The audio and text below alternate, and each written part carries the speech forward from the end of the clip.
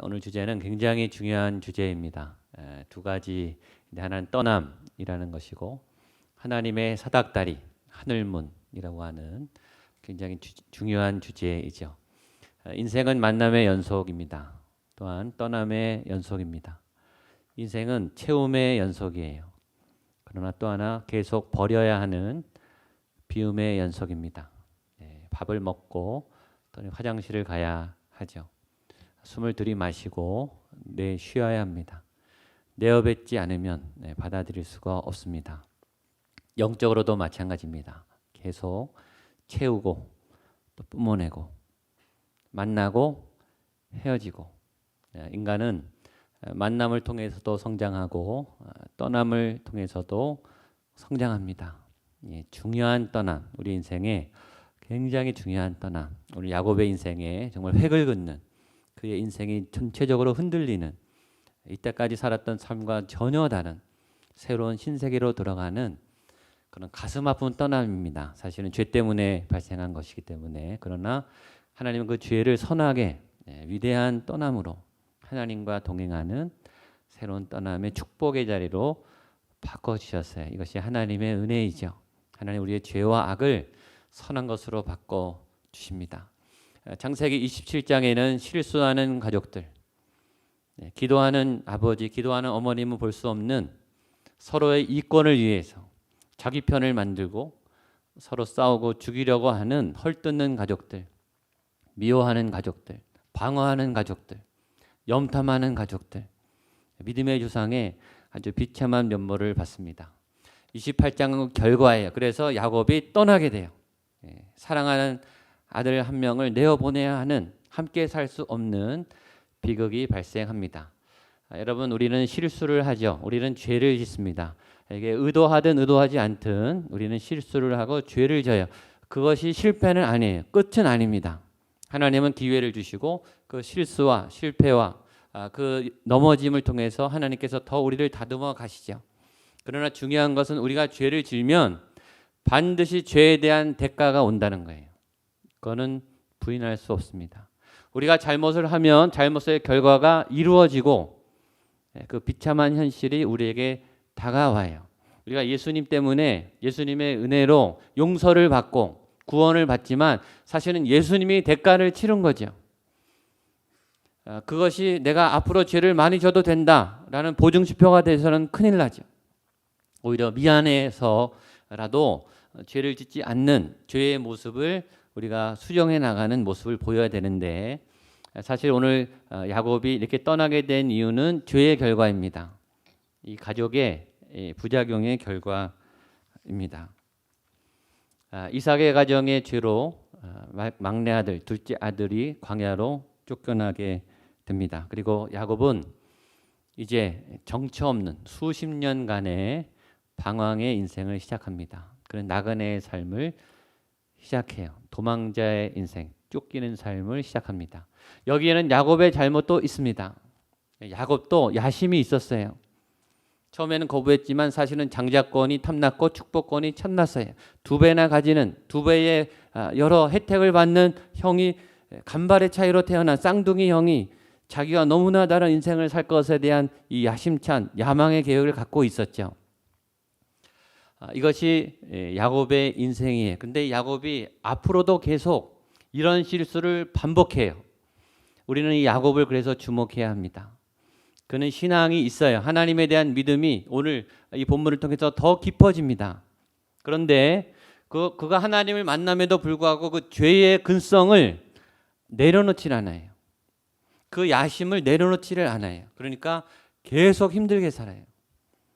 본인도 뺐지만 계속 뺏기면서 도망다니면서 속이면서 살아야 돼요. 이것이 오늘 우리의 모습이죠. 하나님을 믿는데 내 야심을 내려놓지 않고 내가 가진 생각을 내려놓지 않고 계속 하나님을 믿는 거예요. 이게 왜 그러냐면 죄가 우리의 성품이 됐기 때문이에요.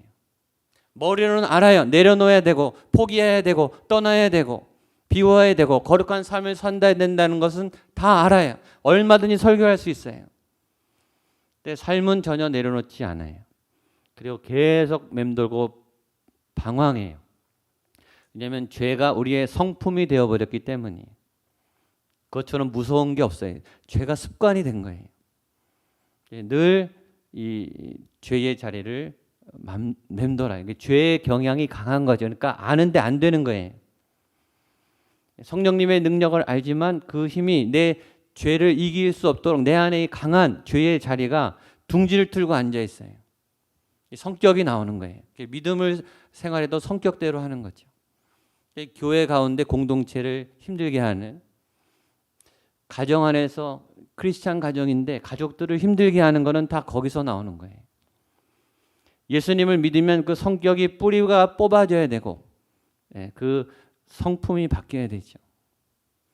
그래서 하나님이 광야로 이렇게 끌어내시는 거예요. 광야 학교에서 이 성품을 이제 다루시는 거죠. 박살을 내시는 거예요. 우리의 옛 고집을, 옛 성품을, 죄를 향한 경향, 갈라디아서에는 죄의 경향성이라고 얘기해요.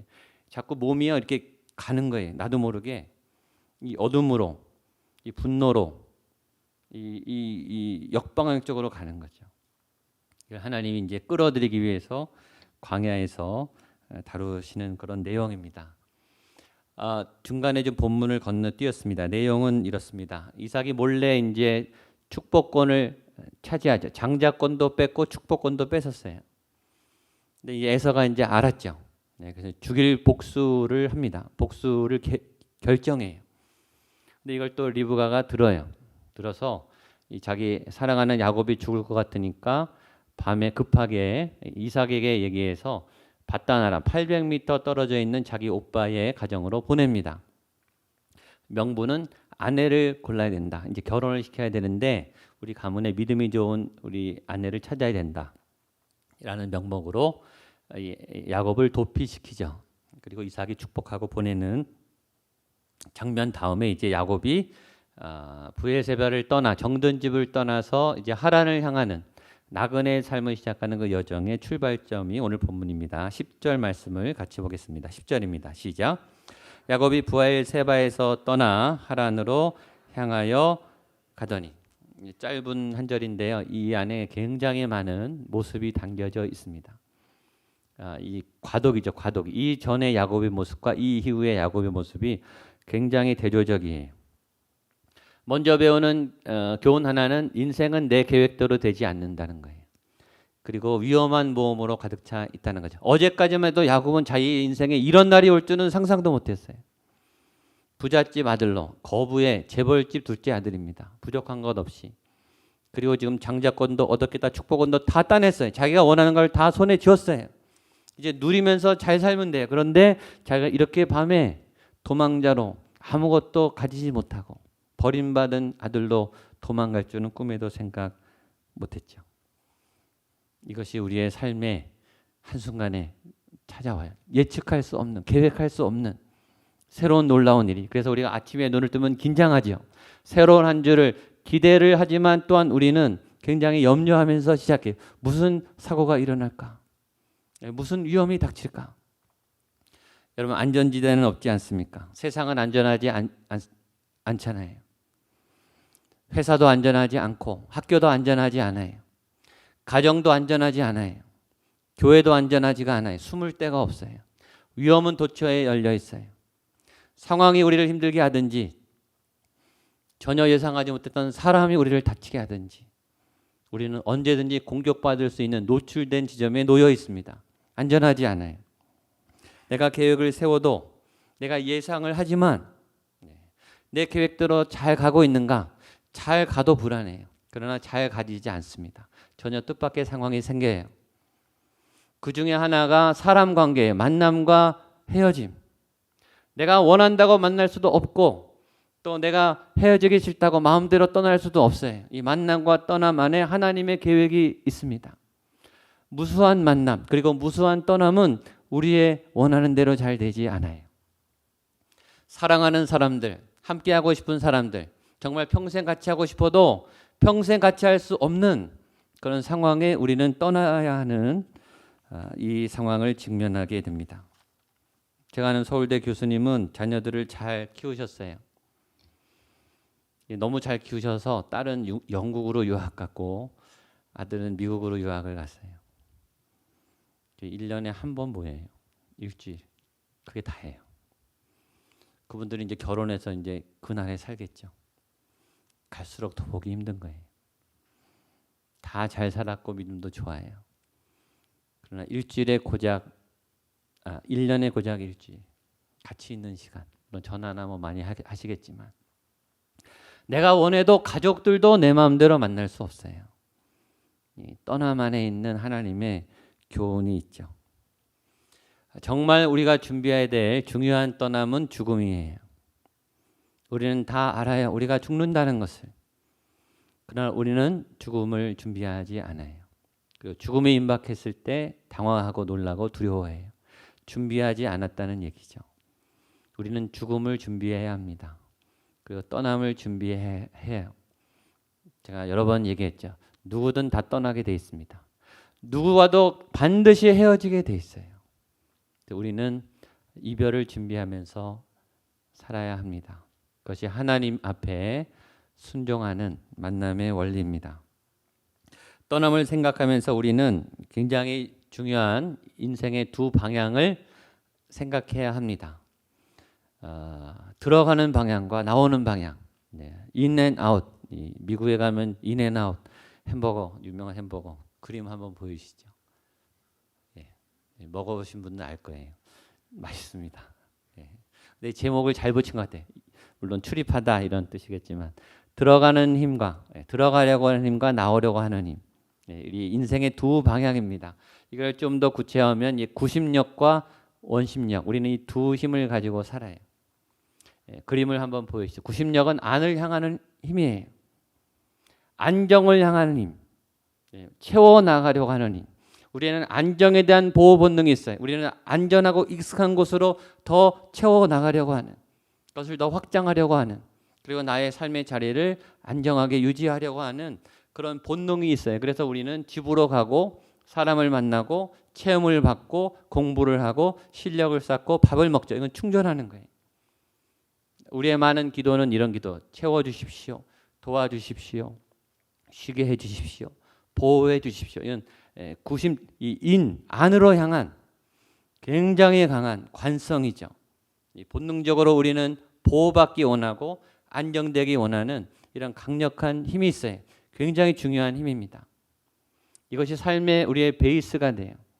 우리의 모든 삶을 지키는 뿌리가 되기 때문에 이 힘을 잘 만드는 것은 중요합니다. 그러나 우리는 또 하나의 힘이 있다는 것을 알아요. 원심력이죠. 밖으로 나가는 아웃, 향하는 힘, 에너지. 새로운 세계를 향해서, 낯선 세계를 향해서 경험하지 않은 미지의 세계를 탐험하고 싶은, 모험하고 싶은. 저는 어린아이들이 가만히 있는 거 보셨어요? 청소년들이 가만히 있는 거 보셨어요? 에너지가 넘치면 튀어나가게 돼 있어요. 그게 생명의 현상이죠. 생명은 가만히 있지 못해요. 꿈틀거려요. 그리고 새로운 세계를 향해서 팽창하고 뻗어나가려고 하는 그런 속성이 생명 가운데 있습니다. 이 두 가지 힘을 균형을 잘 세우는 게 우리의 인생이죠. 여러분들이 지금 어느 방향에 초점을 맞추고 있습니까? 힘들고 지치면은 이 구심력에 집중하셔야 돼요. 채워나가야 되고 충전해야 되고 쉬셔야 돼요. 그리고 쉬었다면 이제 에너지를 가지고 이제는 뻗어나가시고 사역을 하시고, 우리의 기도 중에 하나는 주님 나를 보내소서. 주님 내가 여기 있습니다. 내가 하겠습니다. 그게 이제 원심력이죠. 뻗어나가는 거. 치우치면은 안 돼요. 이 구심력이 강하면 떠나질 않아요. 발전이 없어요. 그리고 고입니다. 죽어요. 안전한 것 같지만 안전하지 않아요. 딱 나의 세계 안에 갇혀서 더 이상 나가려고 하지 않아요. 움츠리고 있어요. 그것이 다인 줄 알고 있어요. 자기 세계 안에 갇혀 있어요. 보호막을 칩니다. 누구도 못 들어오게 해요. 그럼 위험해요. 근데 또 이 밖으로 나가는 힘이 너무 많으면 피곤해요. 삶의 중심이 없어요. 안정감이 없어요. 이게 불안해 보이는 사람들 계속 튀어나가고 일을 벌리고 뭔가를 하는데 뭔가 불안한, 안정감이 없는, 정리가 안 되는, 이 조화를 잘 이뤄야 되죠. 좋은 모델이 있어요. 이것이 나선형 모델입니다. 그림을 좀 보여주시죠. 나선형 모델은 채워 나가면서 뻗어 나가는 거예요. 일단 채워 나가면서, 그렇죠? 내면을 다져 나가면서, 내적인 에너지를 채워 나가면서, 그러면서 팽창하는 거예요. 이 건강한 균형이죠. 우리가 미션 캠을 해요. 지금 외부 교회, 외부 사역지를 돕겠다. 아무나 도울 수 있는 게 아니에요. 준비된 사람이 할 수 있는 교회가 나가는 거죠. 그리고 우리가 얼만큼 준비했느냐에 따라서 얼만큼 멀리 나가고 얼만큼 많이 도와주고 얼만큼 제대로 도와주는가는 우리의 구심력에 달려 있어요. 이 두 가지를 잘 조화해야 되죠. 이때 하나님이 우리에게 시키는 방법이 떠남이에요. 제가 작년부터 여러 번 이 떠남에 대해서 설교를 했어요. 인생 자체가 떠남의 연속이에요. 생명은 아버지의 몸에서 정자가 떠나야, 떠나지 않으면 생명이 잉태가 되지 않아요. 거기서 시작하죠. 어머니의 완벽한 환경 속에 아이가 10달을 살아요. 그러나 그 10달이 채워졌을 때 아이가 떠나야 살아요. 떠나지 않으면 다 죽습니다. 엄마도 죽고 아이도 죽어요. 떠나야 아이도 살고 엄마도 살아요. 그 아이가 자라서 때가 되면 유치원으로 떠나고 학교로 나가죠. 그래야 사회성을 배우고 대인관계를 배우고 적응력을 배워요. 건강해지는 거예요. 안 보낼 수가 없는 거죠. 그 아이가 자라면 이제 자기의 인생에 책임을 지는 결정을 하고 자기의 생계를 책임지는, 또 동반자를 만나는, 결혼을 통해서 부모를 떠나 가정을 떠나 독립된 가정을 이루는 결혼을 하게 돼요. 건강한 결혼을 해야 성인이 되는 거죠. 우리가 열심히 일하는 직장에서 우리는 떠나야 합니다. 평생 직장은 없어요. 우리는 정든 그 사역지, 그 일하던 장소를 떠나야 합니다. 그리고 모든 인간은 죽음을 떠나야 하죠. 신앙이란 무엇인가? 계속 죄를 떠나는 것이에요. 이게 영적 여정이죠. 구원이란 죄를 떠나는 것이 구원이. 그래서 지옥에서 천국으로, 죽을 인생에서 영생으로 가는 그 떠남의 과정이 성숙이고 신앙이고 믿음이죠. 그 떠남을 할 수 없는 것이 병이에요. 장애죠. 분리불안 장애. 안 떠나겠다, 못 떠나겠다. 분리불안 장애. 나 이거 못 내려놓겠다. 둘 다 망가집니다. 붙잡고 있는 사람도 안 보내주는 사람도 다 망가져요. 분리불안 장애입니다. 떠남은 하나님이 우리의 인생에 생명해 주신 기본 원리예요. 기본 원리. 내가 안 떠나겠다고 고집 부릴 수 있는 상황이 아니라 이건 순종하셔야 되는 거예요. 떠남에 순종하셔야 내가 하나님 앞에 쓰임받는 도구로 건강하게 자랄 수 있습니다. 그래서 떠남은 새로운 모험이며 새로운 시작입니다. 오늘 야곱이 그 인생의 중요한 떠남의 첫 출발 선상에 있습니다. 11절 말씀 같이 보겠습니다. 시작. 한 곳에 이르러는 해가 진지라 거기서 유숙하려고 그곳에 한 돌을 가져다가, 한 곳에 이르러 이렇게 돼 있죠. 일단 집을 떠나는 거예요. 공간을 떠난 거예요.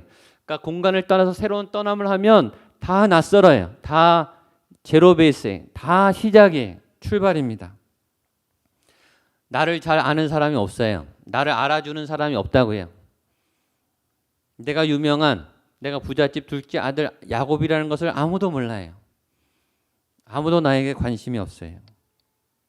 내가 유리한 나의 모든 권리와 기득권은 하나도 없어요. 다시 출발해야 하는 거죠. 새로운 장소에 가면 일단 아무것도 모르기 때문에 겸손할 수밖에 없어요. 물어봐야 되죠. 물어보는 것은 겸손이죠. 나 혼자서 많이 하지만 결정적인 건 물어봐야 돼. 중요할 때. 병원이 어딘지, 학교가 어딘지, 좋은 선생님은 어디 계신지, 급할 때 내가 어디에 SOS를 해야 되는지 다 물어봐야 돼요. 거기에 가면 우리가 겸손해집니다. 다시 출발해야 되는 거예요. 두 번째는 부지런해야 됩니다. 다 새로 세워야 돼요. 다 새로 만들어야 돼요. 게을러서는 살아남을 수가 없어요. 누가 나에게 와서 밥을 차려주지 않아요. 잠자라고 이렇게 초대하지 않아요. 내가 알아서 살 곳을 찾아다녀야 되고 내가 살아남기 위해서 몸부림을 쳐야 돼요. 부지런해야 됩니다. 그러나 세 번째 좋은 게 있어요. 새로 시작할 기회가 있어요. 나를 몰라요. 내 과거를 몰라요. 그건 좋은 거죠. 내 단점과 내 컴플렉스를 몰라요. 나는 새롭게 시작할 수 있어요. 새로운 내 인생의 그림을 새롭게 그릴 수 있는 기회가 있는 거죠. 그럼에도 이 새로운 떠남은 광야로 들어가는 것입니다. 우리 11절 말씀을 한 번 더 읽겠습니다. 시작. 한 곳에 이르러는 해가 진지라 거기서 유숙하려고 그곳에 한 돌을 가져다가 베개로 삼고 거기 누워 자더니. 야곱이 튀어나간 곳은 광야였어요. 편안한 소파 침대가 있는 가정이 아니에요. 때가 되면 밥을 차려주는 엄마가 있는 곳이 아니에요. 광야로 들어갔다는 것은 긴장을 해야 된다는 거예요. 위험하다는 거죠. 그 전에 야곱은 하루 전까지만 해도 야곱은 부족한 게 없었어요. 믿음까지 하나님까지 그 가정 안에 다 있었어요. 복의 가정이. 말만 하면 돼요. 말만 하면 착착 다 해줘요.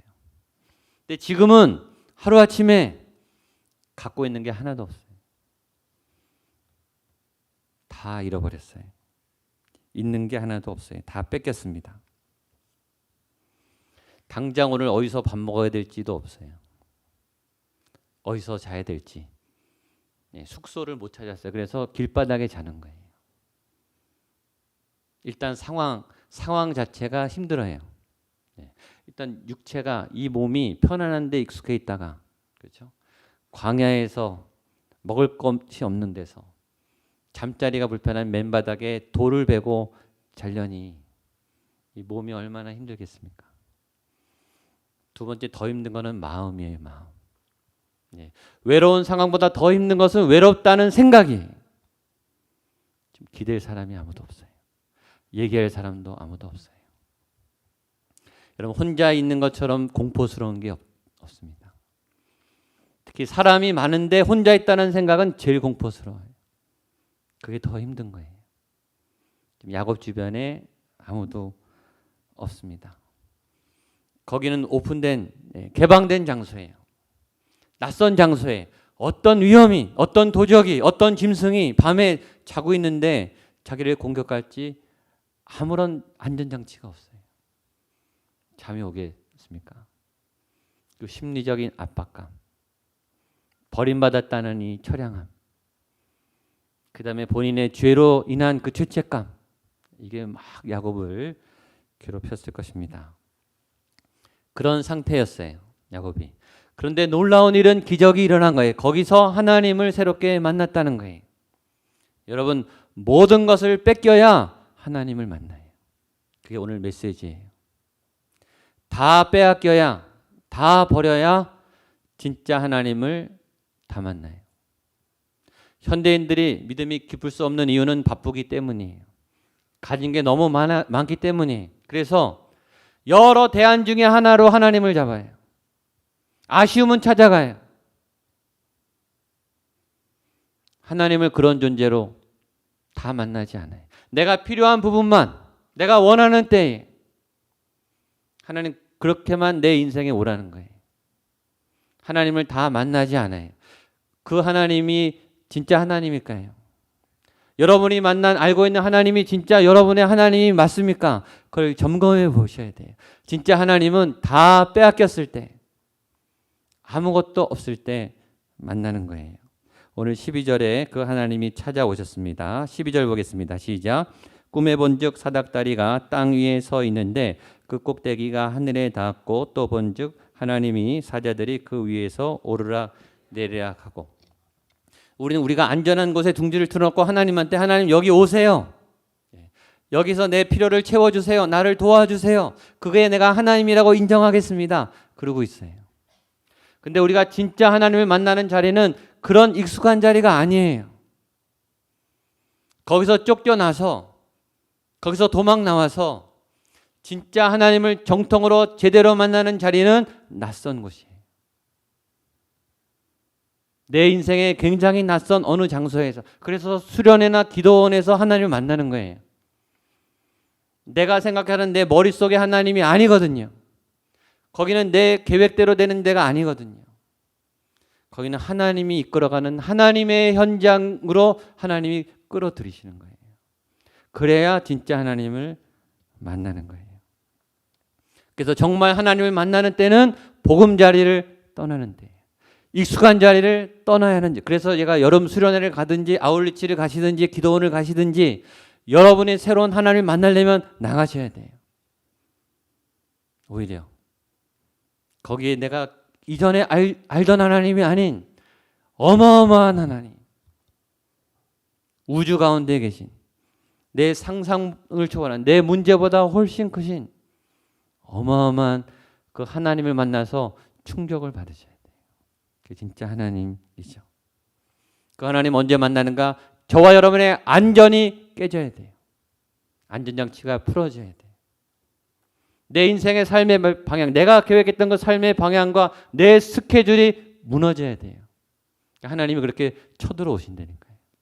여러분의 스케줄이 무너지는 그 자리, 여러분의 삶의 패턴이 무너지는 그 자리에 여러분 긴장하지만 그러나 기대하세요. 거기에 새로운 하나님을 만납니다. 그 하나님은 진짜 하나님이에요. 야곱 이때까지 신앙이 있었죠.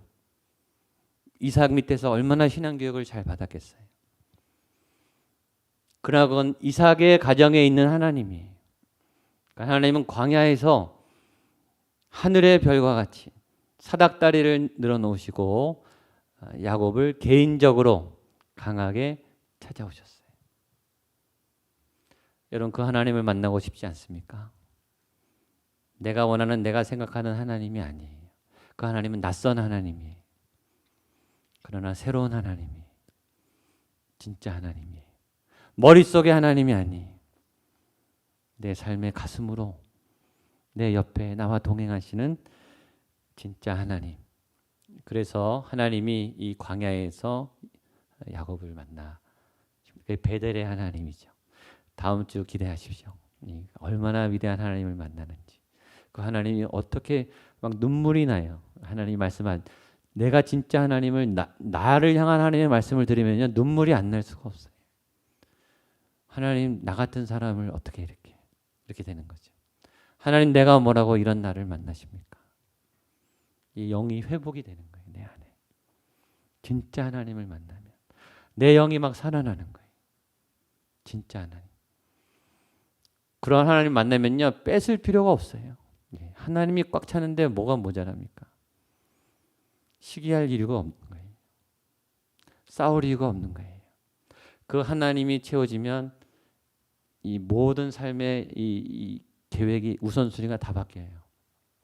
내가 총체적으로 흔들리는 거죠. 저는 이 여름에 여러분이 이 위대한 하나님을 만나게 되기를 축복합니다.